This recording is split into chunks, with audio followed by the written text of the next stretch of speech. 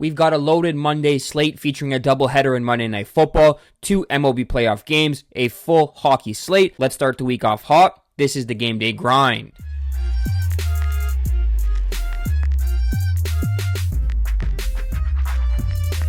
What's up, sports fans? My name is Chris. Welcome back to Game Day Wagers, and thank you for tuning into the Thanksgiving edition of the Game Day Grind.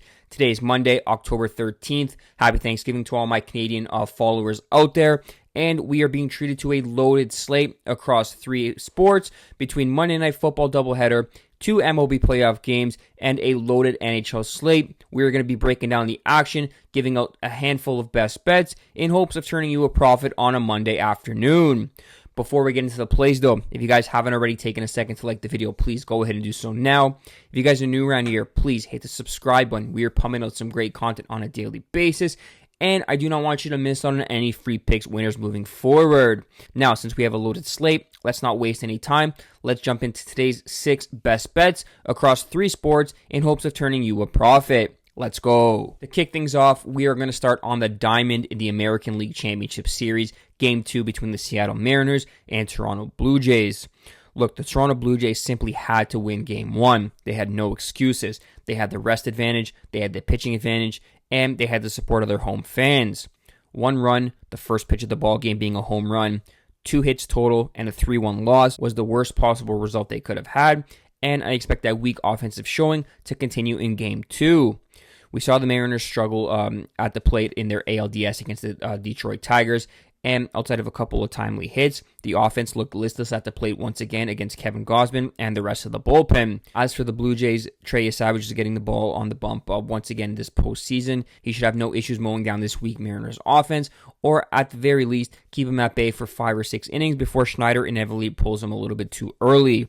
As for the Jays, their offense stalled after the first pitch home run by Springer, and getting to Logan Gilbert is going to prove difficult. Gilbert faced Toronto back in April, struck out 9, giving up just 2 runs. He's been lights out of late, giving up 2 or fewer runs in 7 straight games, and with a solid bullpen behind him, I don't see many cheap runs coming late. At 8 runs, I'm going to happily take the under 8 at minus 109 odds. I believe we're in for another 3-1 or 3-2 type ball game. From Toronto, we're going to go to Milwaukee, Game 1 of the National League Championship Series between the Dodgers and Brewers. And look, I know the Brewers have not announced their starting pitcher yet, but I simply don't think it'll matter in this spot. I think the Dodgers are going to get off to a hot start here and win this game behind Blake Snell's dominance. Our best bet for this one, short and sweet, Blake Snell over 6.5 strikeouts at minus 135.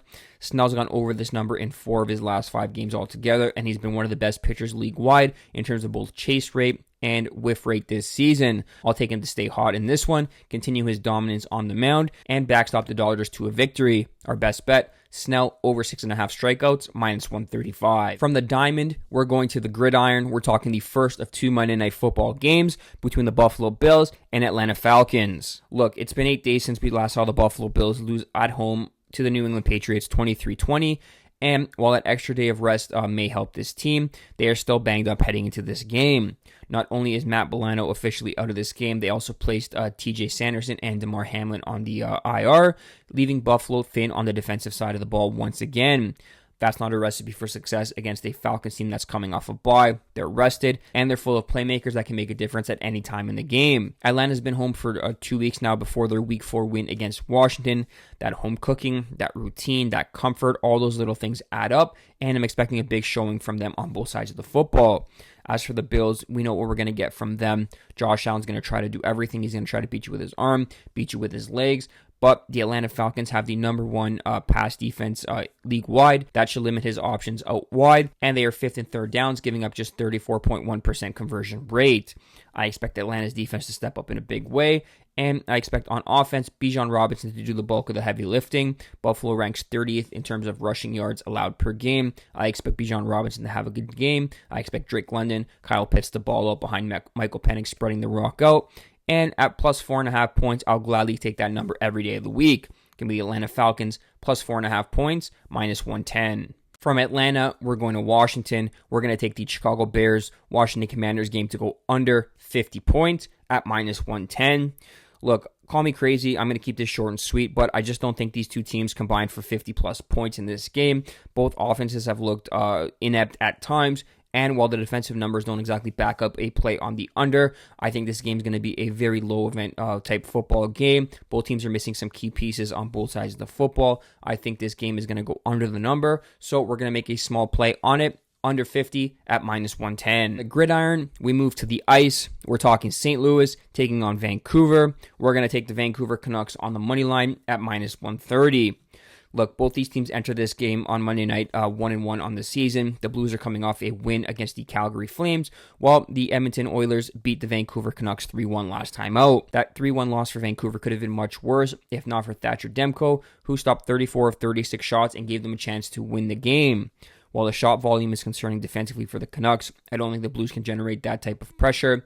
Demko definitely gives the Vancouver Canucks the best chance to win, and I expect an all-around better performance on home ice. As for the Blues, yes, they beat a lowly Calgary side last time out, but this is a team that's undisciplined, taking too many penalties early, and their penalty kill is letting them down. From a trends perspective, this series has gone over 6.5 goals in 4 straight games, with the Blues taking 3 of those 4 games. I'm expecting the roles to be reversed tonight. I do like goals, but I do like Vancouver to get the job done on home ice in a sort of a bounce-back performance after being dropped 3-1 last time out. Give me the Vancouver Canucks on the money line, -130. From Vancouver, we'll go to Minnesota, where the Wild are hosting the Los Angeles Kings. Both these teams enter this game off of loss, but don't let the box fool score you. The Wild gave up 7 to the Columbus Blue Jackets in their last game, and the Kings gave up 3 to the Jets, but that doesn't tell the whole story. Minnesota peppered the Columbus Blue Jackets nets with 52 shots on goal. If not for some Elvis Merzlikins magic, they could have flipped that result. Props to Columbus for being efficient in front of goal and, taking their chances as well. But the Wild offense is still clicking. They've put up 9 goals across their first 2 games, and I do believe the defense will tighten up. As for the Kings, a 3-2 loss was tight against the Jets, but this is a top-heavy scoring lineup that lacks scoring depth. I don't think they can trade goals with Minnesota. On home ice, I'm backing the Minnesota Wild offense to stay hot and for the goaltending to be a little bit better than it was last time out. Minnesota wins this game. Take them on the money line at -125. And finally, the final game we're talking about, the Utah Mammoth taking on the Chicago Blackhawks. I'm going to keep this short and sweet for you guys. I'm calling it now. We're going to go over 5.5 goals at -135. I do believe we're going to get plenty of goals in this game. It could be one of those wild games on a Monday night. But my favorite plays for these games are stacking player points. We're going to take Logan Cooley and Dylan Guenther of the Utah Mammoth to go over 0.5 points each. That's +151. And Frank Nazar and Tiro Teravainen of the Chicago Blackhawks each to record a point at +273. Those are half-unit plays. Take the over as well, and we're going to make a killing with plenty of goals in this contest. That wraps up Monday's edition of the Game Day Grind. Thank you guys so much for watching. To recap our best bets for today's card, we're taking the Mariners Jays under 8 runs, Blake Snell over 6.5 strikeouts, the Atlanta Falcons +4.5, the Canucks on the money line, the Wild on the money line. We're taking the Blackhawks Mammoth over 5.5 goals, as well as Logan Cooley, Dylan Guenther each to record a point, and Frank Nazar and Tiro Teravainen each to record a point as well. And finally, the Washington Commanders Chicago Bears game to go under 50 points. If you guys are enjoying the content and want to support the channel, please drop a like on the video, subscribe to the YouTube channel at Game Day Wager so you don't miss out on anything going forward. And more importantly, I want to hear from you guys. Leave a comment in the comment section if you guys are tailing, fading, or have any best bets you're making for a stacked Monday card. Be sure to follow me on X for all my daily content at MC_silly3. The link will be in the description. And we'll catch you all tomorrow, same time, same place, 12:30 p.m. Eastern Time. As always, keep grinding and good luck.